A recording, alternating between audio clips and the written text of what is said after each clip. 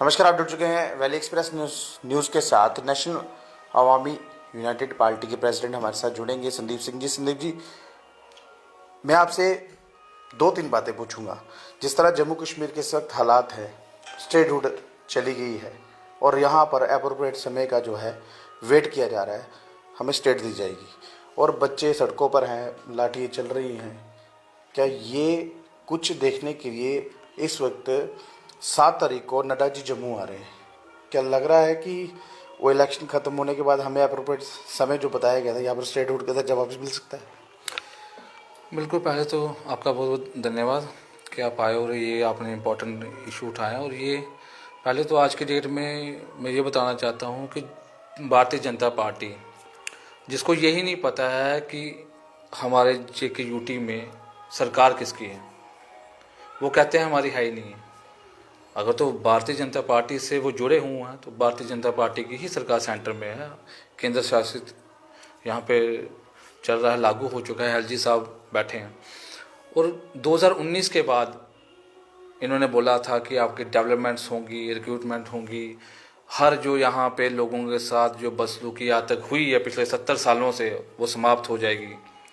जो 2014 पे भी यहाँ पे जो रैली हुई थी प्रधानमंत्री की, तो उन्होंने बोला था कि हम युवाओं को रोज़गार देंगे, जम्मू कश्मीर के साथ आज तक भेदभाव होता है उसको ख़त्म करेंगे। मगर हम लोगों की बदनसीबी है कि आज हम भेदभाव करने वाली ही सरकार के साथ। संदीप जी, क्या लग रहा है कि 2014 के बाद जो भेदभाव की बात की गई थी, वो पहले दिन अच्छे थे कि अब वाले अच्छे? क्योंकि अब तो नौकरी बिल्कुल नहीं मिल रही, युवा सड़कों पर है, लाठियाँ खा रहा है, मार खा रहा है। और तो और 31 महीने हो गए हैं स्कूल, 31 महीने के बाद स्कूल अब खुल रहे हैं। अब जो बच्चे जो पढ़ते थे, यानी कि ऑनलाइन क्लासेस बोलेगी, बच्चे पढ़ाई ऑनलाइन की है, लेकिन एग्ज़ाम अब ऑफलाइन होंगी, वो भी बच्चे सड़कों पर हैं। देखिए, इन्होंने वादा किया था हमसे कि हम नया जम्मू कश्मीर आपको देंगे, मगर इन्होंने हमसे सुनहरा जम्मू कश्मीर छीन लिया। इससे पहले हम सुनहरे जम्मू कश्मीर में रहते थे, ठीक है, 370 थी, मगर इधर जुल्म नहीं, हैवानियत नहीं थी, क्राइम नहीं था, शराब की दुकानें नहीं थी जगह जगह।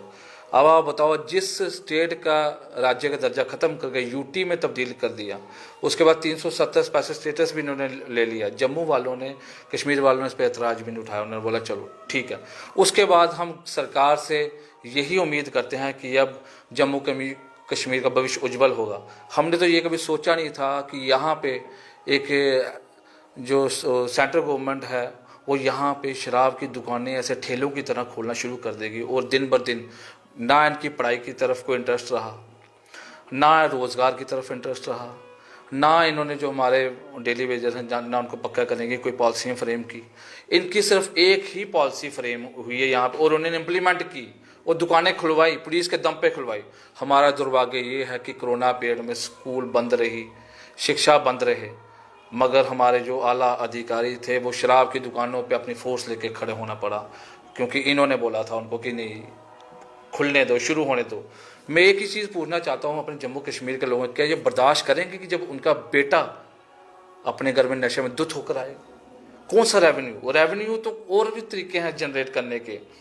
जम्मू कश्मीर के लिए अलग पॉलिसी, गुजरात के लिए अलग पॉलिसी। आप कहते हैं एक निशान एक विधान, हर स्टेट है जो भारत का एक हिस्सा है, हम भी भारत का एक हिस्सा है, मगर सेंट्रल गवर्नमेंट क्यों ऐसा करेगी? जी, क्या लग रहा है कि ये हमें भारत का हिस्सा मानते नहीं है? देखिए, गुजरात एक ड्राई स्टेट है, बिहार एक ड्राई स्टेट है, जम्मू कश्मीर जो था मंदिरों के शहर के नाम से जाना जाता है, लेकिन अब लोग इसको वाइन शॉप के नाम से जानते हैं।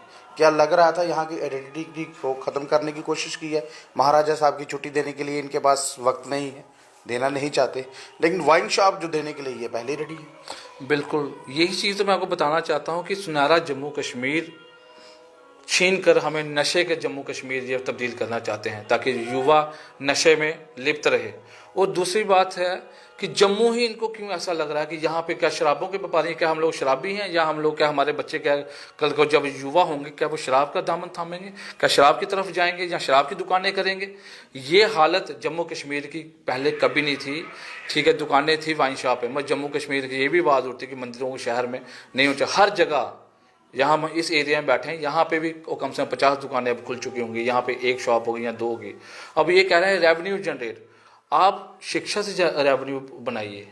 आप कह रहे हैं आत्मनिर्भर बनाना है, ऐसे कोई इंस्टीट्यूट बनाइए यहाँ से लोग आत्मनिर्भर रेवेन्यू आए। संदीप जी, रेवेन्यू जनरेट करने के लिए इन्होंने पानी का किराया बढ़ा दिया, 2950 रुपये पानी का किराया कर दिया, बिजली प्राइवेट कर दी, टैक्सेस का बोझ हमारे ऊपर है, सब्जी दाल के रेट बढ़े हुए हैं, पेट्रोल डीजल पे टैक्स हम दे रहे हैं, एलपीजी अब और ज़्यादा महंगी होगी क्योंकि बाहर तो आपको पता है जंग चल रही है और सप्लाई सारी वहाँ की है। और कितना रेवेन्यू चाहिए, यानी शराब से ही मिलेगा इनको? कभी कभी तो शर्म आती है कि प्रधानमंत्री ऊपर बैठ के कहते हैं, उनके तमाम नेता कहते हैं कि नशे से हम भारत मुक्त करेंगे, और खुद नशे के लाइसेंस दिए जा रहे हैं। हैरानी की बात होती है, हमारा जो भारत है जो विकसित होने की तरफ जाने ही वाला था, मगर इन्होंने नशे में दुत नौजवानों को ये लोग चाहते हैं, और शराब का व्यापार कहीं ब्लैक में बिक दिया होगा। मैं चाहता हूँ कि भेदभाव खत्म हो। सबसे पहले बात कि जैसे गुजरात में हो, वो बयान जो प्रधानमंत्री वहाँ के, जम्मू कश्मीर में भी शराबबंदी टोटली होनी चाहिए। एक चीज़ मैं आपसे और पूछूंगा, देखिए 370 चली गई या नहीं गई कोर्ट में है, क्या लग रहा है कि जो छोटी मोटी पार्टियां थी यानी कि जो दावा करती थी यहाँ पे आने का, उनको खत्म करने के लिए 370 हटाया गया? क्योंकि अपनी भी बहुत सी नई पार्टी इन्होंने खड़ी की बी टीमें बना के। बिल्कुल, इनकी बी टीमें पूरे भारत में फैली हुई हैं आज की डेट में। और एक ही चीज़ की हैरानी होती है कि जो जम्मू कश्मीर के साथ जो जातियाँ हो रही हैं, कभी ये प्रॉपर्टी टैक्स ले आते हैं, फिर अवाम सड़कों पे आती है, वापस ले लेते हैं। बीएसएफ सीएसएफ जूझ रहा है, जो बच्चे हैं वहाँ पे एस्पिरेंट्स हैं, ठीक है। जेकेएसएसबी की जो नोटिफिकेशन वो कैंसिल कर दी जाती हैं, कई लोगों ने इंटरव्यू भी दे दिया हो, उनका भी अब तक कोई अता पता नहीं।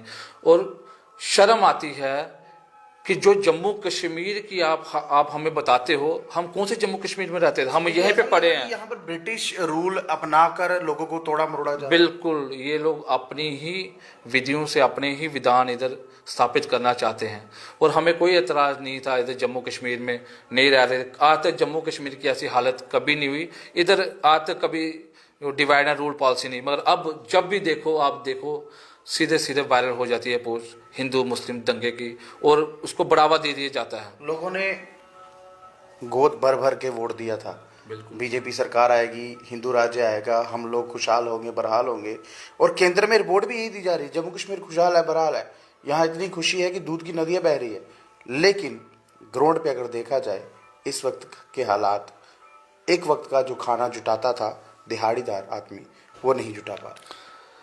इसका मैं ये कह दूंगा कि जब ये कोरोना काल चला, जब मजदूर अपने जगह से निकलने लगे लाखों की संख्या में, प्लान करके चले उधर, और उधर भुखमरी पड़ गई लोगों को, तब भी हमारे प्रधानमंत्री को इतनी क्या कहते हैं, इतनी सेंस नहीं आई, इतना कुछ नहीं आया कि सब कुछ देखते, अपने मन की बात बता रहे हैं। अब लोगों के मन की बात देखिए, 2 वक्त की रोटी, आज तक हिंदुस्तान में ऐसी कोई पॉलिसी नहीं बनी कि ये लोग गरीब लोगों को खाना प्रोवाइड वो करें। उसके लिए एनजीओज हैं, उसके लिए सोशल वर्कर हैं, पॉलिटिकल पार्टीज हैं, और नेता हैं, और लोग अपने घरों से जो काम कर रहे हैं। मगर गवर्नमेंट ये चीज़ नहीं है। गवर्नमेंट कह रही है आप आत्मनिर्भर बनो। आत्मनिर्भर कैसे बनोगे? आपको लोन दे दिया जाएगा 4-5 साल, और आप बंधुआ मजदूर बन के काम करोगे, और आप उधर किस्तें मंगाते। अगर एक युवा की इतनी हैसियत होती कि वो 5-6 लाख का लोन लेके, वो तो पहले भी मिलते थे लोन, वो चुका सकता। संदीप जी, एक अभी जो सिस्टम चल रहा है, ग्रेजुएशन बच्चा एक लेबर कार्ड बनाएगा और उसके खाते में 1000 रुपये आएगा। क्या वो लेबर कार्ड बनाएगा जिसने डबल ग्रेजुएशन करके रखी, या पढ़ लिख कर वो लेबर का काम करेगा? ये तो हमारे मोदी जी कहते हैं कि लेबर कार्ड बना लो और कहीं ना कहीं बच्चों को रोजगार मिलेगा। ये विकसित भारत या भारत की तरक्की नहीं, ये गरीब भारत की तरफ जा रहे हैं। एक चीज़ मैं आपको सीधे बताना चाहता हूँ कि भारत के जो नौजवान हैं, जो भारत के लोग हैं, जो पढ़े लिखे लोग हैं, और जो बिजनेसमैन भी हैं, ठीक, वो भी ऊब चुके हैं इन पॉलिसियों से, इनकी तानाशाही से। मैं सीधे से खुले तौर पे आपके माध्यम से कहता हूँ, शायद ये लोग नहीं कहते हूँ, कि एलजी साहब को वापस बुला लेना चाहिए अब। क्योंकि जम्मू कश्मीर के, मैं खुद युवा हूँ, हम कभी नहीं चाहते हमारे लोग हमारे शराब पिए। क्या हमारे एलजी साहब को क्या इतना नहीं पता चला कि शराब एक गलत चीज़ है, इसके लाइसेंस में बनाऊंगा? क्या वो बोल नहीं सकते? वहाँ पे रहने वाले भी वहाँ के हैं जहाँ पर ड्राई स्टेट है। बिल्कुल। और यहाँ पर आकर क्यों इस तरह के जो कारनामे कर, क्योंकि देखिए मैं कारनामे बोल सकता हूँ, लाइसेंस तो वही दे रहे हैं। पहले इन्होंने कहा ये बंद, शराबे की दुकानें बंद होंगी, अब ज़्यादा दी जा रही है। मैंने किसी एक बड़े लीडर से बात की, मैंने उनसे ये बात की, मैंने कहा सर आप वाइन शॉप के बारे में क्या कहेंगे? उन्होंने मुझे ये कहा कि जम्मू के लोगों को मस्त रहने दो, बीजेपी यही चाहती है, क्योंकि ये मस्त रहेंगे तो लड़ेंगे नहीं। मैं वही कह रहा हूँ कि जो एक पार्टी फ्रेम होती है, जब उसके कॉन्स्टिट्यूशन बनते हैं, उसके लॉज बनते हैं और उस पर लिखा जाता है, और ये क्या कहती है भारतीय जनता पार्टी कि जो नशा है, ये अभिशाप है, शराब से हमेशा दूर रहना चाहिए, यही स्टेटमेंट पूरे भारत में लागू होनी चाहिए। ये नहीं कि आप कहीं शराब की दुकानें खोल दी जाओगे। इधर बिजनेस करने क्यों भेज दिया गया इन लोगों को? क्यों जम्मू के लोगों को क्यों नहीं पूछा गया? जब स्टेट तोड़नी थी, क्या इनका फर्ज नहीं बनता कि जम्मू कश्मीर की आवाम को पूछो आप कि हम यूटी बनाने लगे? किसको पूछा? कौन से ऐसे लोग जिनको इन्होंने पूछा, यहाँ बुलाया, यूटी बना दी, अब राज्य का दर्जा रोज हम आज दे देंगे, आपको कल दे देंगे, आपको परसों दे देंगे, फिर ये कहते हैं हमारा सीएम आन दो। इनका सीएम कभी नहीं आएगा, तो क्या जम्मू कश्मीर का राज्य बहाल नहीं होगा? होगा, जरूर होगा। इन्हीं के ये खुद करेंगे, मजबूर होकर करेंगे। आज इनकी इतनी खस्ता हालत है कि हर तीसरा नौजवान इनके खिलाफ खड़ा हो चुका है। फिर भी इनके लीडर कह रहे हैं कि बेशर्मी, वो कहते हैं ना कि बेशर्मी हो चुकी है इनकी। डिलिमिटेशन बोर्ड के ऊपर क्या कहना चाहेंगे? पहले तो तोड़फोड़ की गई, अब कुछ एरिया ऐसे काटे गए हैं कि जिसमें रिजर्वेशन की है, और कुछ अपने ही मंत्रियों को खुश करने के लिए दोबारा से वो सीटें खोल दी। जो डिलिमिटेशन जो की है, ये सीधे सीधे आंखों में धोखा है, ये आंखों में धूल डालने का काम किया हम लोगों के। इन्होंने पहले सुचेतगढ़ को वहाँ से ख़त्म कर दी सीट, अब उसको रिजर्व कर दिया। क्यों किया ये बताना चाहता हूँ मैं खुले तौर पे आपके, क्योंकि इनके जो लोग थे उन्होंने रिजाइन देना शुरू कर दिया, और वो रिजाइन नहीं देते तो ये दोबारा उसको हाँ ज़्यादा है तो उसको कॉन्स्टिट्यूंसी ये दोबारा उसको नहीं बनाते। अब इन्होंने उसको रिजर्व कर दिया। ये अपने ही वर्कर्स पे, अपने ही लोगों के द्वारा जो चीज़ें बताई जा रही हैं उसी पे फोकस कर दिया जा रहा है। डीलिमिटेशन का तो अभी तो कुछ कभी जो सिस्टम है इनका, जो उस हिसाब से इन्होंने पब्लिक के द्वारा आए ही नहीं। कौन सी पब्लिक बुलाएगी? कौन से पब्लिक में, कौन से इलाका में किए गए? एक तो जो इन्होंने सेंसस किया वो भी गलत है। कुछ लोग तो ये भी कहते हैं ये रिपोर्ट बीजेपी के ऑफिस में, तो ऑफिस में बनी है उनके, क्योंकि इनकी रिकॉर्डिंगें भी हो रही हैं कि हमने फलाना इलाका वहाँ पे जोड़ दिया। यार आपके पास कौन सी अथॉरिटी है? आपने कैसे जोड़ लिया? जम्मू कश्मीर को बीजेपी ने डिवाइड किया, इनसे हम डिलिमिटेशन की क्या उम्मीद करेंगे? मैंने उन्हीं मंत्री से बात की थी जिनकी ऑडियो वायरल हुई थी, तो उन्होंने मुझे ये बताया कि वो ऑडियो 8 महीने पुरानी है, जबकि 4 महीने देवेंद्र राणा जी को ज्वाइन हुए हैं। तो 8 महीने पुरानी ऑडियो कैसे? देवेंद्र राणा जी यानी कि 8 महीने पहले ज्वाइन हो चुके थे इनके पास। बिल्कुल हो चुके होंगे, और इनको पता होगा कि डिलिमिटेशन का वो कौन सा हिस्सा कहाँ पे जोड़ रहे होंगे। ये तो इनके पास रिपोर्ट्स होंगे और शायद ये लोग कर रहे होंगे, यानी कि अपने फायदे के लिए अपने फायदे के लिए किया। इसका कुछ नहीं होना, क्योंकि लोग युवा जाग चुके हैं। जम्मू कश्मीर में आज की डेट में क्राइम बढ़ता जा रहा है, कोई रोजगार नहीं है, छोटे से छोटा रोजगार तबाह हो चुका है। ये जम्मू कश्मीर या भारत को विकासशील ही रखना चाहिए। विकसित में आप बनाओ, डेवलप्ड कंट्रियों में डालो आप इसको। अभी हम डेवलपिंग कब तक चलते रहेंगे? ये अमेरिका का मुकाबला कर रहे हैं, और कैसे? महंगाई करके। आप यूएसए या बाकी फॉरेन कंट्री का जो हमें सिलेंडर 400 450 मिलता था, आज वो 1100 कुछ का और भी बढ़ेगा, और बढ़ेगा। ठीक है, जैसे पानी का बिल आप बता रहे हैं, कईयों को तो लोगों की शिकायतें भी आई हमारे पास, तो वो हम गए भी हैं तो उन्होंने बोला कि नहीं अब ये बिल आ चुका। शायद ऐसे घरों में भी बिल आ चुका होगा, यहाँ पे कोई रहता नहीं होगा, पानी के कनेक्शन होंगे, और 2950 रुपया ये कोई छोटी रकम नहीं है हम लोगों के लिए। और बढ़ता है 100 से 105, 110। ये पहली सरकार एक ऐसी देखी है, यहाँ 100 से 3000 हो जाएगा, 3000 से 10,000 हो जाएगा। ये लोगों को मारने पे तुले हैं या लोगों के लिए कुछ करना चाहते हैं? भारतीय जनता पार्टी एक विफल सरकार है, ये अपोजिशन में ही ठीक है। जम्मू कश्मीर वालों को समझना चाहिए, किसी को भी वोट दे दो, इनको वोट मत दो, क्योंकि अब इसके बाद हम लोगों की बलियां देंगे ये। आज हमारा युवा सड़कों पे है, इनको वो दिख नहीं रहा। पूरी स्टेट डिवाइड कर दी, जम्मू कश्मीर लद्दाख, आज लद्दाख काट दिया, कल क्या पता कौन सा हिस्सा कहाँ से काट दिया। लद्दाख को फायदा हुआ, उसको पीआरसी होल्डर मिल गया, उसकी आप वहाँ पर जमीन नहीं ले सकते, नौकरी नहीं ले सकते। और जम्मू कश्मीर जो 1,30,000 जिसकी पॉपुलेशन है, उनको कुछ भी नहीं दिया जाता। बिल्कुल, जम्मू कश्मीर जब इन्होंने डिवाइड किया तो इन्होंने उसको डिवाइड अपने सहूलत के हिसाब से ही किया। ये वही चीज़ें, कुछ बड़ा होने वाला, हाँ, बड़ा होने के बजाय छोटा हो गया, यानी कि स्टेट से यूटी में आ गया।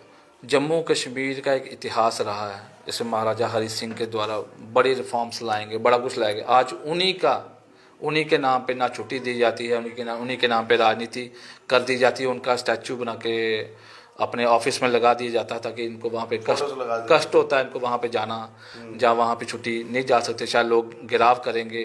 ठीक है, PHE, casual labour, home guards, SPOs, तमाम लोग सड़कों पे हैं। समझ लो कि पूरा जम्मू कश्मीर सड़कों पर है। एक BJP वाले अपने दफ्तरों पे बैठे हैं। ये भी वही LPG भरवाएंगे जो हम लोग भरवाते हैं, मगर ये आवाज़ नहीं उठाया जाता। मैं कहता हूँ अंधभक्तों, आज उठ जाओ, आवाज़ उठाओ, जम्मू कश्मीर को सक्षम बनाओ, उसको एक ऐसी खाई में मत फेंको कि तुम लोग भी हमारे साथ ही जाओगे। और जम्मू कश्मीर में 370 के बाद इन्होंने बोला था 370 जब टूटेगी तब इधर मिलिटेंसी ख़त्म हो जाएगी। मैं आज भी बोलता हूँ कि LG साहब के पास रिपोर्ट नहीं है कि कितनी शहादतें रोज़ होती हैं, कितनी माओं के बच्चे छिन रहे हैं, क्या इनके अंदर इमोशंस नहीं है? बस जाएंगे, फूल माला चढ़ाएंगे। ये सिलसिला बंद कब होगा? कब होगा ये बंद?